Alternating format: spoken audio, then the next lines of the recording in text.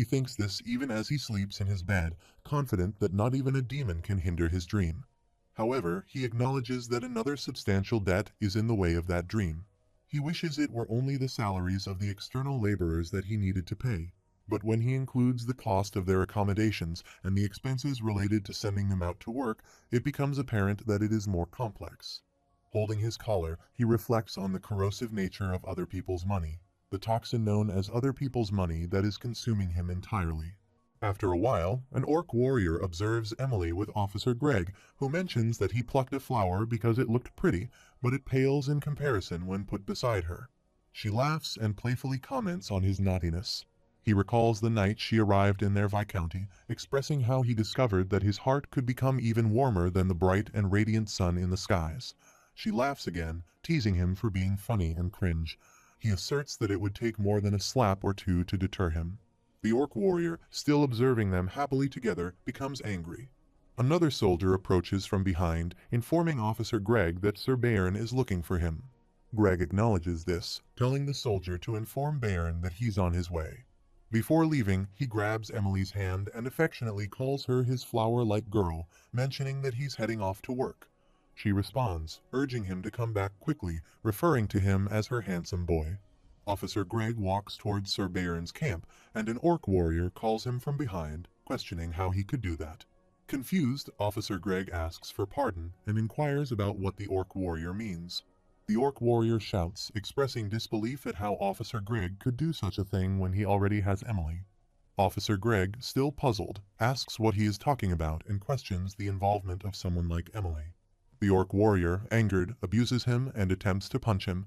However, Officer Greg quickly counterattacks, landing a punch and throwing him away. Officer Greg asserts that a half-assed punch isn't enough to injure him. The orc warrior acknowledges this, recognizing that Frontera Viscounty soldiers are now capable of controlling the power of mana after numerous hours spent in labor work and training. He reflects on how each one of them is strong enough to take on 10 enemies by themselves, but their strength has mainly been used in laborious tasks like shoveling. They both prepare for a fight, running to attack each other. Bayern arrives and addresses Officer Greg, noting that he's too slow and questioning why he is still there despite being summoned a while back.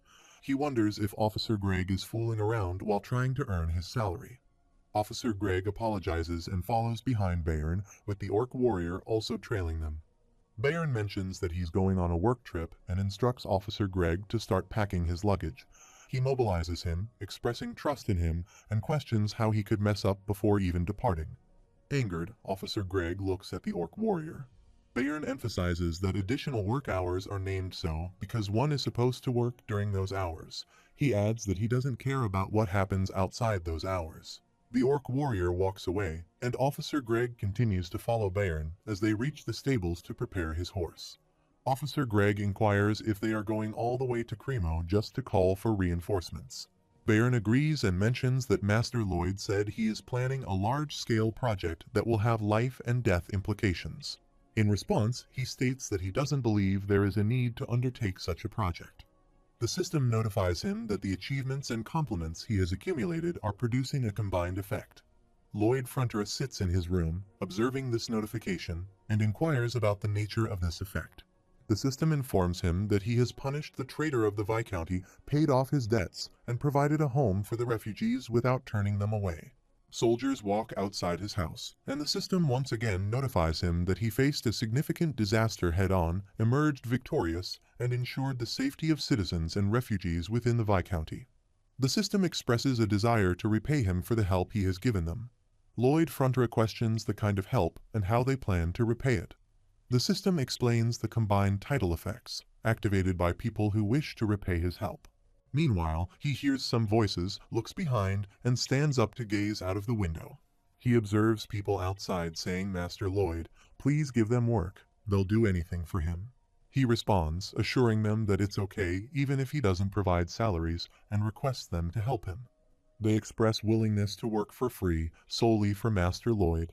They declare their dedication to working for him. In response, he shouts for them to be quiet and shares his perspective, stating that the hardest thing to trust is when people do something for the sake of others. He adds that it's easier to trust when someone is acting for their own benefit. He questions those who claim they don't want salaries, emphasizing that he never gave them anything for free. He asks if they even dream of working without payment. He declares his intention to write up a contract and becomes emotional. The scene shifts to Samarkand, where a pigeon delivers a message to Sultan Samar Khan. He takes the message, reads it, and remarks that the scouts they sent west have reported the following about the village overturned by the monster Domino. The message describes a bizarre bird that splits the heavens, a beast that destroys the earth, a creature capable of swallowing the sea, a snake that devours mountains, and finally, a monster whose roars resonate in the skies. These creatures are all being raised there. The message further details that the workers of the village defeated orcs with their bare hands, and their elderly clerks moved faster than the winds. Additionally, it mentions that even the powerful white cavalry has started wielding shovels instead of spears. Both the elves and orcs are using their strength to construct buildings. He reads that if their non-combatants are this strong, then he can't even begin to imagine how powerful their combatants might be. As he reads the message, he contemplates what is going on in that place. Diego sits on a stone while two soldiers are practicing nearby. He becomes angry, addressing them as lowly individuals, questioning if their lowly minds prevent them from understanding his words. He shouts that they need to put all their strength into their punches and demonstrates with his own. He asks why they are stopping, questioning if they are out of their minds, and if they want to see their wives and children starve to death. One of the soldiers punches the other with full force, causing him to bleed, and Diego laughs, saying that's more like it. Lloyd Frontera expresses his approval, and Diego is startled because of him. Diego replies that he always acts scared when he sees Lloyd and finds it embarrassing. Lloyd looks at the two soldiers practicing and inquires about their identities. Diego responds that they are the lowly servants of his house. Lloyd Frontera remarks that having a hierarchy is great, allowing him to have this kind of fun too.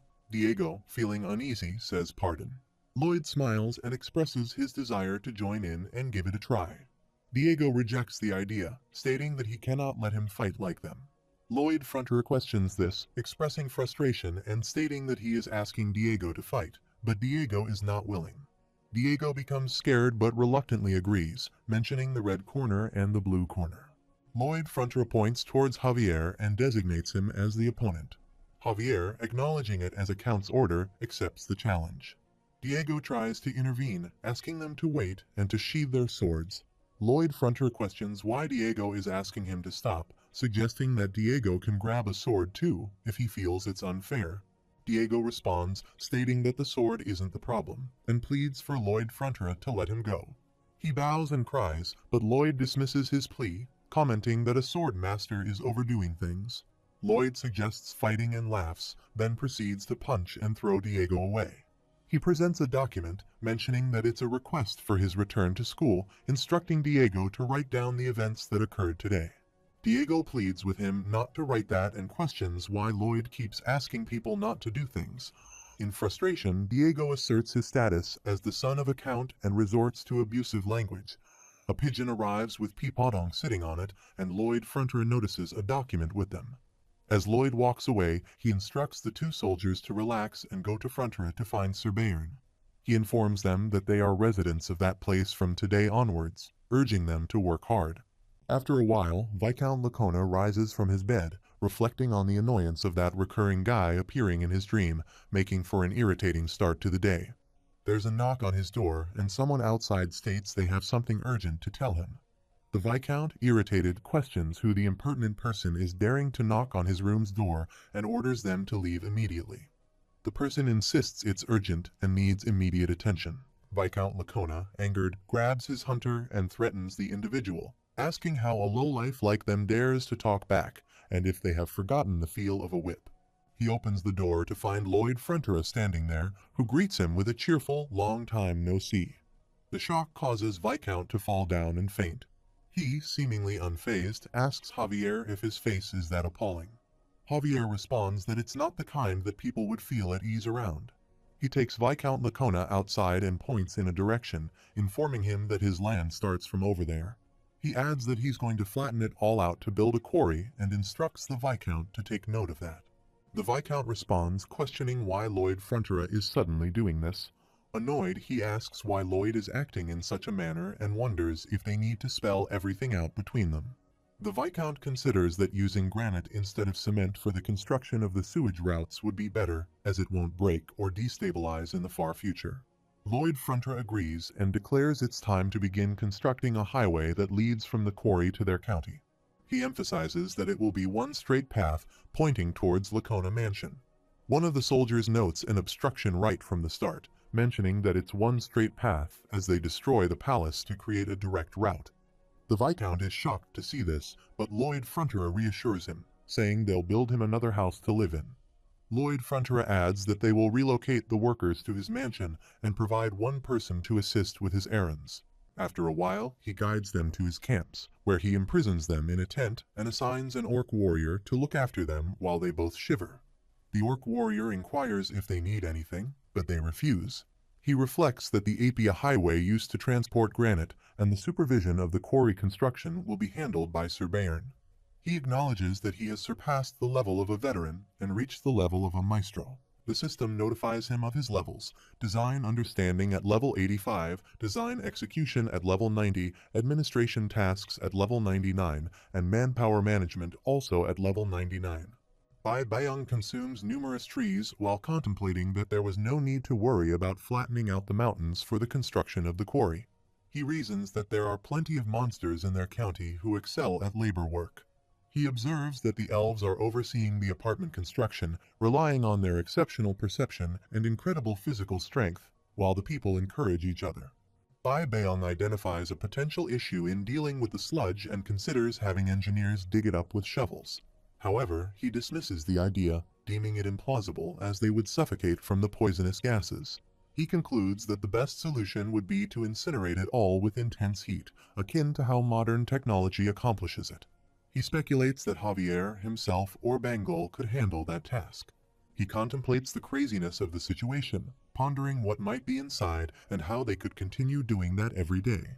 He wonders where he can find a slave familiar with using heat and able to work in the sewers daily, holding his head in thought.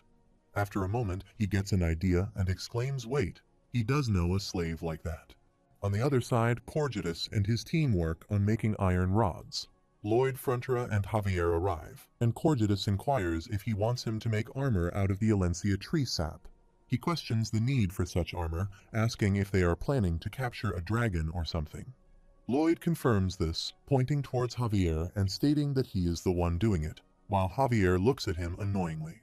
Somewhere deep in the eastern mountain ranges, a dragon sits in a cave and exclaims, "Damn it," he quits.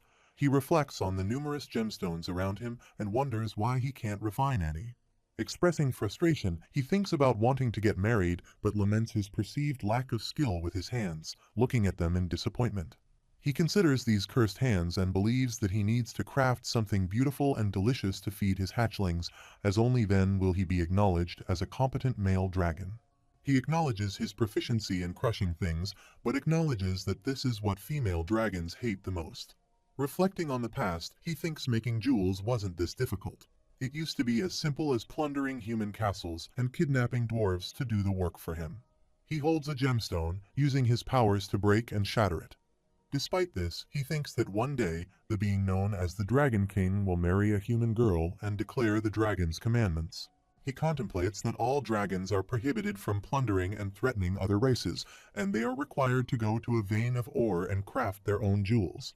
Expressing frustration, he criticizes these tyrants for imposing such a rule after accumulating tons of jewels through plundering and threatening. He questions how they dare to act kindly and requests the younger generation to engage in such activities, urging them to grow old quickly and die. Lloyd, Frontera, and Javier arrive, and he mentions that he can totally empathize with those feelings. The dragon looks at him surprisingly. Lloyd Frontera states that he has seen a lot of the older generation speculating in stocks and earning tons of money, only to then tell the younger generation that speculation is bad. This infuriates the dragon, who questions how a human could come here and asks if he managed to get past the traps he set up. He responds affirmatively, expressing a desire to speak with a great dragon like himself. He informs the dragon Solidas that they temporarily deactivated the traps and proceeds to share a proposal with him. However, the dragon becomes angry, exclaiming "Die," and throws fire on both of them. He declares that he can't get married because of humans, and they should die. Quickly, they close their armor, covering their eyes as well, and he remarks that he knows he won't be able to control his temper. Javier asks about the plan, and he replies, questioning when he has already told him. Javier denies hearing anything of the sort. The dragon continues to throw fire on them as they hide behind a rock. He declares his intention to defeat the dragon. Javier clarifies that defeating the dragon is the end result, not the plan. He urges him to stop joking around and tell him what he needs to do. Javier states that he followed him all the way here because he trusted his plans. He responds, outlining Step 1. He fights, and in Step 2, he defeats the dragon, tapping on the rock for emphasis. Javier wonders if, despite taking his dragon breath, there is some special power in that seemingly stupid-looking armor of his. The dragon expresses frustration and decides to crush them with brute strength. Lloyd Frontera assures that he can do it, while Javier seriously prepares to fight the dragon. The dragon attacks him, pushing him back. Javier also readies himself to attack the dragon, who becomes increasingly angry and roars. Javier looks at him, realizing that he can actually do it, and runs to attack while Lloyd Frontera hides behind the rock. He reflects that it's to be expected since he had a hard time in the novel, with Javier ultimately winning. Javier's strength in the novel is just at the level of a newly awakened sword master. Javier continues to fight with the dragon and tries to defeat him. He reflects that he was just a little stronger than the Empress and Kyle, but now he's even stronger than the average sword master. He believes he's a high sword master and that there's no way he'd get hit by the young and weak Solitas. Javier utilizes all his skills to combat the dragon. The dragon ponders, questioning what just happened, as a human seems to have jumped in the air. The dragon jumps high to attack him. Javier thinks it's nice, as with this, he can use the blast to move faster in the air. He attacks the dragon quickly from all sides. Lloyd Frontera observes all this and thinks about whether Javier used what he learned from the elves' footwork to create a mana foothold in the air. He reflects on how a protagonist can really do everything. Javier reaches toward the dragon's head, contemplating that even if it's a young dragon, it remains the strongest species on Earth, and he won't be able to damage it so easily. He utilizes his mana blast power to attack it. Then, employing his aura blast, he throws something with a bright flash toward the dragon. It stabs at the dragon's chest, and waves emanate from the point of impact. The dragon shouts in pain. Javier confidently challenges it, showing his sword. The dragon, in response, asks him to wait a minute. Observing this, Lloyd Frontera wonders how a dragon can be so scared of a human. He speculates that this is what Solitas looks like when she's scared. Lloyd Frontera enters a flashback where he wakes up in his room and a beetle approaches, asking him if he wants to die. Reflecting on the moment, he recalls someone sleeping in the room when a beetle suddenly appeared, attempting to provoke a fight. He responds by using insecticide against it. However, the beetle smiles and begins flying around. The final blow occurs when he grabs a bee catcher to eliminate the beetle. The beetle, now holding a pen, swiftly approaches and stabs his chest with the pen tip, prompting him to shout. Reflecting on the painful experience, he notes that anyone would go crazy facing such a menacing organism charging at them. Returning to the present, he thinks about the kind of menacing existence that Javier represents in Solitas' eyes as Javier prepares to fight the dragon. Observing Javier as he falls, the dragon addresses him, requesting a moment to convey something important. Javier stops, but the dragon abruptly attacks him with force. To their surprise, Javier is not where the attack lands. Seizing the opportunity, Javier reappears from behind, launching an assault with aura mana. He pokes the dragon's back and different parts of its body, causing the dragon to scream in pain while pleading for the attacks to cease. Seeing the events, Lloyd Frontera thinks things are progressing as planned, anticipating Lord Solitas' next move. The dragon retaliates by using smoke breath on them. Lloyd Frontera then recalls a flashback where beetles attacked him from all sides, prompting him to contemplate the inefficacy of insecticide. As the beetles' relentless attacks continue, he runs out of his room and out of his house. Returning to the present in the cave, Lord Solitas arrives, prompting Lloyd Frontera to think he can't find him. Placing 2 fingers at his head, Lloyd Frontera contemplates teleporting during an impending fire attack, and he subsequently falls.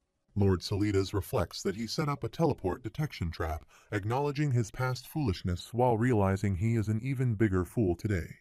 Meanwhile, as Lloyd Frontera approaches him with a smile, he expresses a desire to reintroduce himself as Mighty Dragon Solitas while bowing. Lloyd Frontera states that he is Count Frontera's eldest son.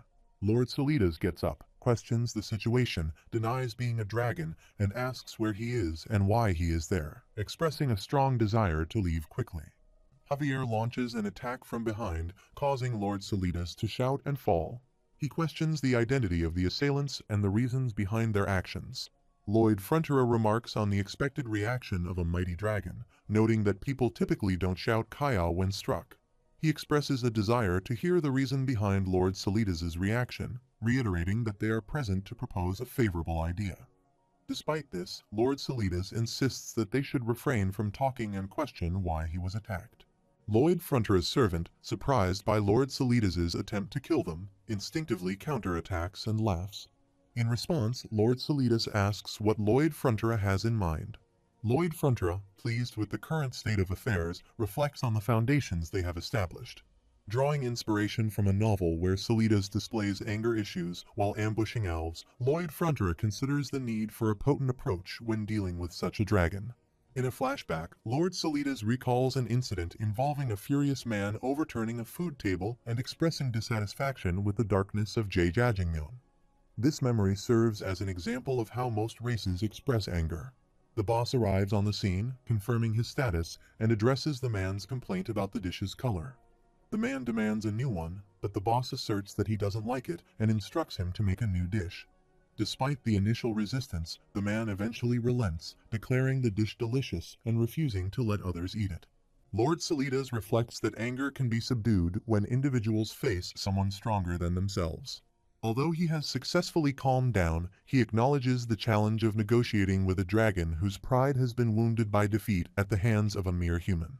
In response, Lloyd Frontera, displaying audacity, berates Lord Solidas, questioning how he dared swing his sword at the mighty dragon. Lloyd Frontera continues to insult him, labeling him a lowly bastard. Expressing his frustration, Lloyd Frontera exclaims that Lord Solidas should be grateful for being a very magnanimous dragon. Otherwise, they would have been roasted alive by now. He instructs Lord Solidas, whom he refers to as a lowly bastard, to go all the way over, kneel down, and raise his hands to repent. Reiterating his command, he shouts again, questioning if Lord Solidas is deaf and demanding that he move to the specified location immediately. Subsequently, Lloyd Frontera takes a seat and politely invites Lord Solidas to join him, saying, "Lord Solidas, please have a seat over here." Lord Solidas takes a seat, and Lloyd Frontera positions himself on his knees in front of him, expressing a desire to ask a question. Lord Solidas replies, asking about the nature of the inquiry. Lloyd Frontera straightforwardly inquires if Lord Solidas wishes to get married. Surprised by this revelation, Lord Solidas questions how Lloyd Frontera is privy to such details, including the difficulty in refining jewels properly, eliciting shock from Javier. Puzzled, Lord Solidas wonders how Lloyd Frontera discovered his den in the first place. Lloyd Frontera reassures him that he will arrange his marriage within 10 years. Lord Solidas becomes excited, asking if it will truly happen, and insists on receiving an answer to his initial question. Lloyd Frontera, rather diverted, reiterates his excitement about a sweet love with a female dragon. Lord Solidas, now eager, emphasizes his anticipation, but persists in seeking an answer to his original question. Lloyd Frontera responds by describing romantic gestures, urging them to hold front legs tightly, traverse around the Arctic, utilize telepathy for sweet love letters, and form a heart shape with their tails under a star-filled night sky. He wonders if Lord Solidas can feel the love, and blushes in response. Lord Solidas informs him that all he needs to do is sign the document, and he'll arrange the marriage. Handing him a pen and a contract letter, he instructs him to sign and prepare for the wedding. The person responds affirmatively, stating that he only needs to sign at the very end. Lord Solidas points to the designated spot on the letter and inquires where he needs to sign. As he begins to sign, Lloyd Frontera swiftly takes the letter away, expressing concern that there might be something in the Dragon Commandments stipulating consequences for a dragon breaking a contract with humans, possibly facing the wrath of the Dragon King's breath. He suspects that Solidas might have realized the implications and unwittingly made a deal with the devil. On the other side, in the village, a villager remarks to another to look over there as Master Lloyd is returning from his work trip. Lloyd Frontera, Javier, and Lord Solidas walk towards his home. The villager comments that Master Lloyd always brings something crazy with him when he returns, and this time he thinks it might be a dragon, but it seems to be a shabby-looking young man. Another villager adds, "Come on, how could he catch a dragon?" They both laugh, agreeing with each other. Lloyd Frontera overhears the conversation and reflects on the fact that it's not just his dung incinerator, but also the dragon he acquired. Corgidus inquires of the young man whether he is a dragon, to which Lloyd Frontera affirms, stating that the evidence lies in the smoke emanating from his Braedon breath. Lord Salidas expresses his displeasure, referring to Corgidus as a darn con artist. Corgidus questions Salidas about his purported lack of skill in handicrafts, and upon confirmation, Lloyd Frontera explains that, as per the contract, Corgidus is tasked with teaching Salidas how to craft jewels. Additionally, he instructs Salidas to incinerate all the sludge within the excretion facilities daily. Salidas, considering himself a dragon, questions the rationale behind cleaning human feces. Lloyd Frontera acknowledges the difficulty Salidas may have in accepting this responsibility and wonders if he can read minds. Lloyd Frontera explains that he applied some pressure to induce him to sign the contract. Otherwise, he would not have agreed, missing the opportunity to learn jewel crafting, which could complicate his prospects for marriage. He chuckles and emphasizes the importance of prioritizing practicality over pride in such matters. Salidas acknowledges Corgidus as his teacher, referring to him as a dwarf, and respectfully bows. Corgidus expresses surprise that a humble dwarf like himself would instruct a powerful dragon. In response, Salidas acknowledges the dragon's strength, but emphasizes his own prowess in craftsmanship, pleading for assistance in improving his cursed hands. Lloyd Frontera reflects on Salidas's adaptability despite any perceived foolishness, recognizing that he is indeed a dragon. Corgidus remarks that if Salidas is expressing agreement, then he cannot possibly refuse, even though he might be a bit tough on him. He wonders if Salidas will manage to handle it. Salidas assures Corgidus that he is prepared, prompting Corgidus to instruct him to stop standing around and bring the necessary materials. Taken aback emotionally, Salidas asks if Corgidus is addressing him. Corgidus questions whether Salidas expects his teacher to do everything for him and urges him to get moving immediately. Salidas runs off, stating that he will do it now. Lloyd Frontera reflects on the positive outcome of the contract, noting that everyone benefits, and Salidas exchanges his pride for the highest level of education in the world. Corgidus, warning against putting too much strength into his actions, rebukes Salidas by hitting his hand with a stick. Lloyd Frontera reflects on the unusual experience of witnessing a dragon being subjected to abuse by Corgidus, who has encountered numerous disadvantageous contracts throughout his life. He contemplates that others probably perceived him as having no choice in the matter. Corgidus once again strikes Salidas and questions whether he is attempting to destroy everything, advising him to consider his actions beforehand. He asserts that acts of violence are not a means of making contracts. True contracts result in mutual benefit for all parties involved, especially as he observes them. Corgidus instructs Salidas to discard the jewels, deeming them as damaged, and questions whether he plans to turn everything into trash. As Salidas tosses all the jewels onto the floor, Corgidus thinks it would be more advantageous to gather the jewels discreetly and profit from them. The system notifies him that he has transformed another tragic fate into a positive outcome. It mentions that the fire dragon Salidas lost his horns in a battle against Javier, suffering fatal injuries before returning to his den, where he met his demise. The system further notifies him that Salidas dies alone in his undiscovered den, turning a tragic fate into a positive one. Meanwhile, he inquires if that's the case, but the novel only depicts him fleeing from his den. Simultaneously, the system alerts him that, were it not for his intervention, the Frontera couple would have vanished from this world, and the Count possesses diverse talents.